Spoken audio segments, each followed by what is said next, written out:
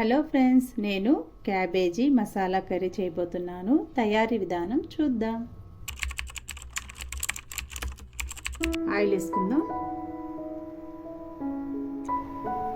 ఆవాలు 1 స్పూను, జీలకర్ర 1/2 స్పూను, కరివేపాకు కొంచెం, ఒక ఆనియన్ కట్ చేసి వేసుకుంటున్నా.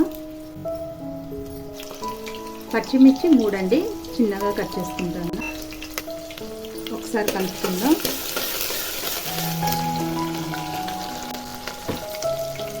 కట్ చేసుకున్న 4 టమాటాలు వేసేస్తున్నా.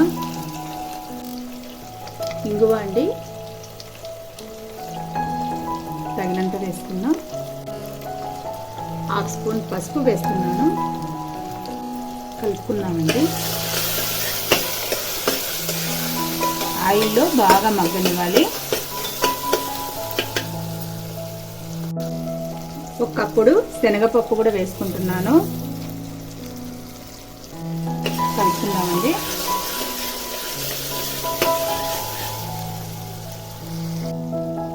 కడిగి పెట్టుకున్న క్యాబేజీ అండి, క్యాబేజీ కూడా వేసేస్తాం.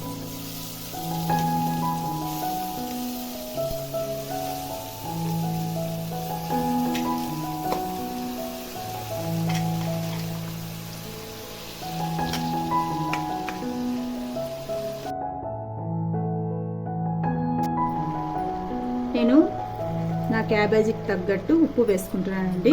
చూసి వేసుకోండి. మీరు కూడా కారం 1 స్పూన్ వేసుకుంటున్నాను. కొంచెం స్పైసీ తక్కువేనండి, అందుకు చూసి వేసుకోండి. ధనియా పౌడర్ అండి 1 స్పూన్ వేసుకుంటున్నాను. కారము మేము కొంచెం తక్కువ తింటాం కాబట్టి తక్కువ వేసుకున్నాము. ఎవరైనా స్పైసీ కావాలంటే ఎక్కువ వేసుకోండి. మసాలాన్ని వేసినాం కదండి, కలుపుకుందాం.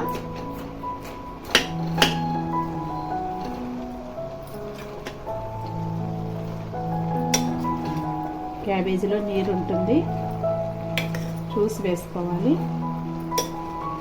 కొంచెం ఆయిల్లో బాగా మగ్గనివ్వాలి.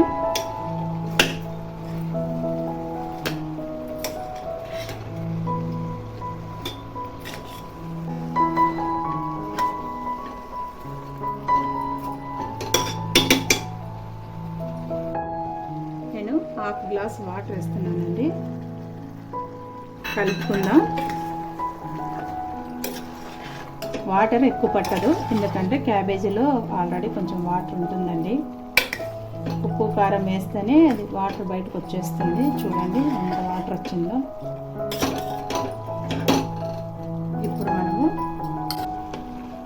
కొబ్బరి పొడి అండి 3 టేబుల్ స్పూన్స్ వేస్తాను నేను. బాగా కలుపుకుందాము. కొబ్బరి పొడి అంతా మిక్స్ అవ్వాలి. చూడండి, ఈ స్టేజ్లో మీరు ఉప్పు కారం చెక్ చేసుకోండి. ఏమన్నా సాల్ట్ తక్కువ ఉన్నా, కారం తక్కువ ఉన్నా ఇంకొక కొంచెం వేసుకొని నీట్గా సెట్ చేసి పెట్టేసుకునేదే. నాకైతే పర్ఫెక్ట్గా సరిపోయింది. ఇంకా మూత పెట్టేద్దామండి.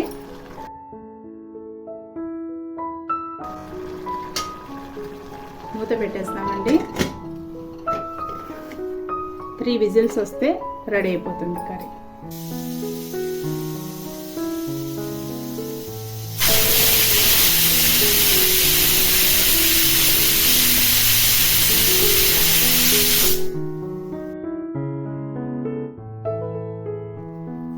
విజిల్స్ అయిపోయాయి, ఆవిరి బాగా పోయింది. తీసేస్తాము.